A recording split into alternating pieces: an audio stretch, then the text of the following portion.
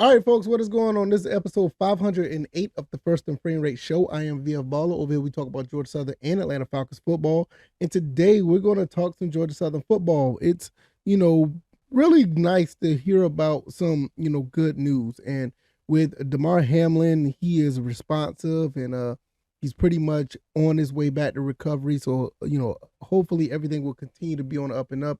It's a very good, it looks like it's going to be a very good ending to that tragedy that happened on the field, that Monday Night Football game. It was just horrific, and it looked like everything is on the up and up. So hopefully, thoughts and prayers continue with him and his family, and I just hope and pray for a fantastic, wonderful recovery, even if he plays football or not. It just doesn't matter at this point. Just hopefully he's able to recover and be a functional, a person once again, just like his old self. So that's just awesome to see. If this is your first time here, welcome. This is the First and Frame Rate Show. I am VF Baller. I can be found on YouTube and Rumble. I'm also on Anchor, Stitcher, Spotify, Apple, and Google Podcasts. Like I said, we talk about Georgia Southern and Atlanta Falcons football. And the last episode, we talked about the Falcons possibly moving, on to the end of the regular season with a win. Hopefully, they perform to the highest level. It's not necessarily about wins or losses, just see who can perform and who wants to be on the roster next year. Hopefully they'll catch the coaches or somebody on the staff eye and try to get paid with all that salary cap that's going to be that the new salary cap space that we're going to have for the team. So hopefully that works out. But speaking of next year, Georgia Southern opponents have been revealed for the 2023 season, and it looks like it's going to be a pretty rough going for Georgia Southern. But with the talent that we're bringing in, I think we're going to be up to the challenge. There's no doubt in my mind that we're going to be ready to go with Coach Clay Helton and company, bringing the talent in, get those guys ready for spring practice, and going into the next season ready to go. So we're going to talk about these opponents, and I'm going to give you my thoughts and opinions on them, and we're just going to go from there. Before I get started, click that link down in the description. I say it all the time, and it's so beneficial, in my opinion, to you and to me. Click that link down there. Bet US, put down $100, and then you'll get 125% bet book bonus, and you'll be able to put down wages on a lot of these games that are going on when it comes to the NFL, the end of the regular season. The NBA is going on, MMA. I think they even do boxing, esports, even college football, obviously. That's what I'm talking about now. And, they do a little bit of everything. And it's not just the games itself. You could do it on players, the quarter of a game, a half of a game, 3/4 of a game, a half for a player performance. It doesn't matter. They have a lot of ways you can put down wages on these games or individuals. $100, man. Put that $100 down to get 125% bet book bonus. It helps out the channel. And hopefully you will be able to, get some get back on the wages that you put down. Just be responsible when you're playing, and everything will go well. All right, with that being said, let's go ahead and get into this.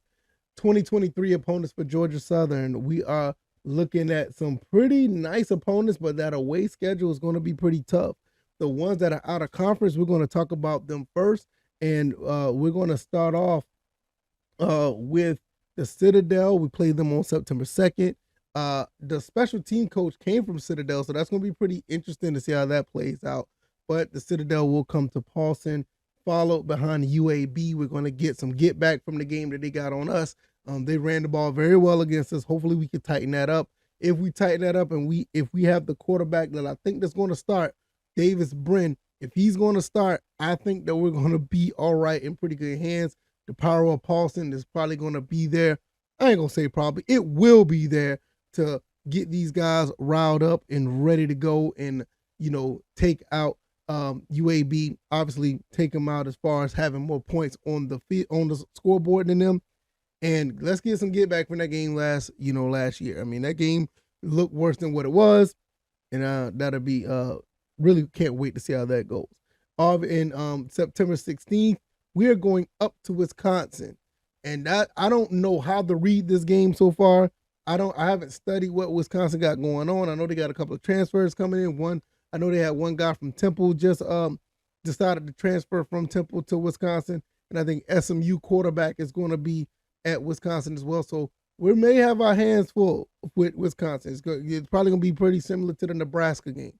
Hopefully, we'll be able to walk away with taking out the Badgers like we took out the Cornhuskers. And obviously, we have another out of conference game where we play Ball State. We are going to Ball State. I think it's Muncie, Indiana. We're going up to them on the 23rd of September. So we beat Ball State last year. It was one of the pretty cool games that was that was good to watch because out of the 6 and 7 season we had, this was one of the shining moments that we had when we played Ball State, and it was a pretty solid win. So hopefully we'll get that and play them again. I think the quarterback Lane Hatcher, I think he's moved to Ball State now, so we're going to be facing him. He's from Texas State. He played at Texas State last year, so it's going to be somewhat of a familiar guy that we've seen before. Speaking of Texas State, there's one of the opponents that we're playing on the West, and we're going to be playing Texas State, and I think we're playing Arkansas. No, not Arkansas State. We're playing ULM as well. So that's going to be the two. I think those the two West teams that we're going to be playing, and that's going to be pretty neat when you look at all the out of conference and the other guys that we're going to be playing as far as the opponents. Out of conference looks pretty solid. Playing Texas State and ULM, I think those are going to be pretty decent games that we can win as well. So I've seen on Twitter already some people saying that we could possibly go undefeated. Seen some people that are saying that we can go at least 8-4. I'm not going to put anything out there yet. Last year I said 8-4. We had every opportunity to be 8-4 and then some, especially at the point we were 5-3 with 3 home games left. We had the chance to do it, but we didn't.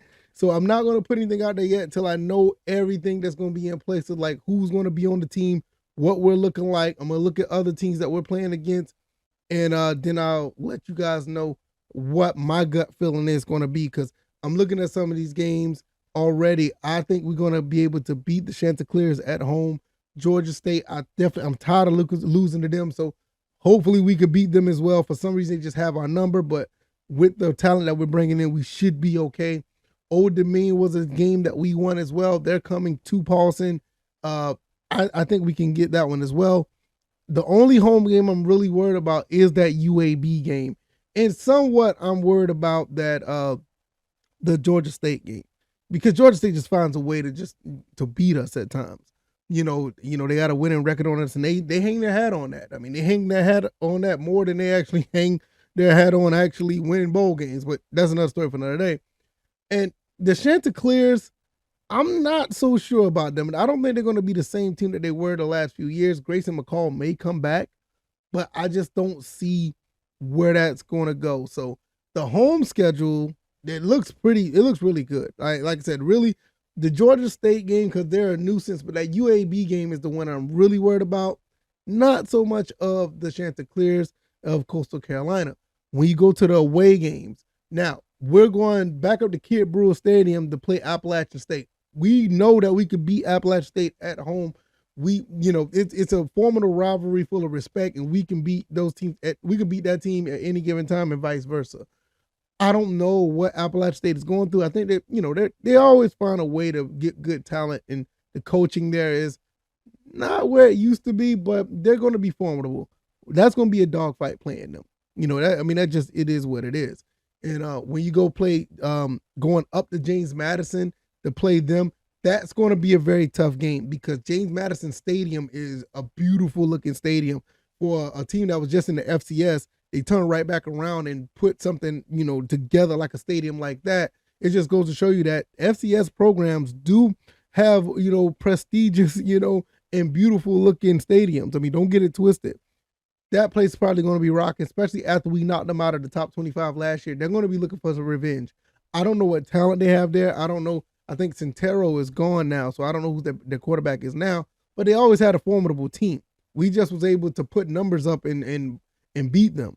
Hopefully we could do that again. Now, the Marshall game, this is probably one of the teams that are coming back into the Sunbelt that I know that's going to be a pure reload. Kind of like us. We lost some players, but we're bringing some transfers in. Marshall just has that program that they constantly keep talent. So that's going to be a tough game going up to West Virginia to play those guys. I don't know if we make it out of that stadium with the W. Now I'm dead serious. That's one game that I'm looking at all of this between that and maybe the Wisconsin game, which I'm gonna study that one a little bit more because I think we can beat Wisconsin. But this game right here is the game that I feel like 100% we're probably going to lose. I don't know what it is. It's just that's my gut feeling. Maybe that we could turn it around. Got a phone call right there.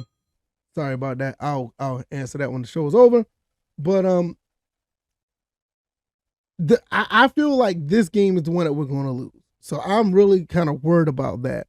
So I will, maybe it'll change, but right now that's going to be an L for us. When it comes to Texas State, we're going down to San Marcos, Texas. I think we're going to win that game. I'm not going to have I'm not worried about that game too much. I think this is one of the games that we're going to really, pretty much have a pretty good time there. That's going to be a really good situation for us where we'll go down there and handle business. And the other game that we have that you see on the screen here is the Wisconsin game. Like I said, I don't know. That may be a loss as well because it's Wisconsin playing at Wisconsin. Just don't know what's going to go with that. But I think we can probably shock the world with that one, just like how we did, Nebraska. I think we could put an L in Wisconsin, wherever that is, So I think that's going to be a game where we'll probably be able to fare a lot better than I think. But it's something about that particular game against Marshall. I don't know what it is, but as soon as I started talking about that on this show, it just the gut feeling just told me, that's the game we're probably going to lose. But all the other games, I think every other game on here is pretty much winnable. If I was to say what other game, it's probably the Wisconsin game. I think the power of Paulson will overtake UAB. I think the power of Paulson will overtake Georgia State. It is definitely needed and warranted. The Chanticleers are not who they are. As of right now, maybe that will change. But even then, Grayson McCall comes back. I think our team is going to be good enough to actually hang with that team. And we did last year. We were, 1 or 2 stops away of winning that game. It basically the game ended up, on the last drive of the game, really. So we have a shot there. And when I look at these other games, JMU, same thing, power of Paulson, but in reverse. The power of their stadium may overwhelm us because they look like, that's a powerful school. And that team in that program thrives on football, and it may be a little bit too much on us, but I think we can do that. Ball State, I'm not too worried about them. And Appalachian State is always a dogfight. So gut feeling, the Marshall game is the one that bothers me the most. It kind of gives me the same vibes of the UAB game last year where I felt like I knew 100% was going to lose UAB. I never really thought that we were. I had us beating Nebraska over UAB, and it kind of get the same feeling here. We beat Wisconsin, but probably lose to Marshall. Everything else is on the table, and I think that we'll probably end up with a 2-loss season. But I will discuss that at a later time. I will give my thoughts and opinions once everything else is evaluated. So we'll go from there. If you like this commentary, hit the like button, share this podcast, subscribe to the channel if you haven't already. Let me know what you guys think. 2023 opponents. What do you like? What do you dislike? Is any team on here that really scares you? Is any team that gives you a cause for concern? Is there any team on here that you're like laughing like, I can't believe we're going to play them and we're going to beat them and take them out by 40 points? What are your thoughts? Let me know. I am on YouTube and Rumble. I'm also on Anchor, Stitcher, Spotify, Apple, Google Podcasts. I'm also, all my links are down in the description if you want to find me on Twitter or any other type of social media where I don't get to talk about stuff on this show. I usually talk about it on that avenue, so check me out. Click that link down in the description for BetUS. 125% bet book bonus when you put down at least $100. And hopefully you guys will continue to enjoy it. We're going into the weekend. It is Friday. Enjoy the weekend. I'll be putting up more content on the YouTube side of things. Check me out over there.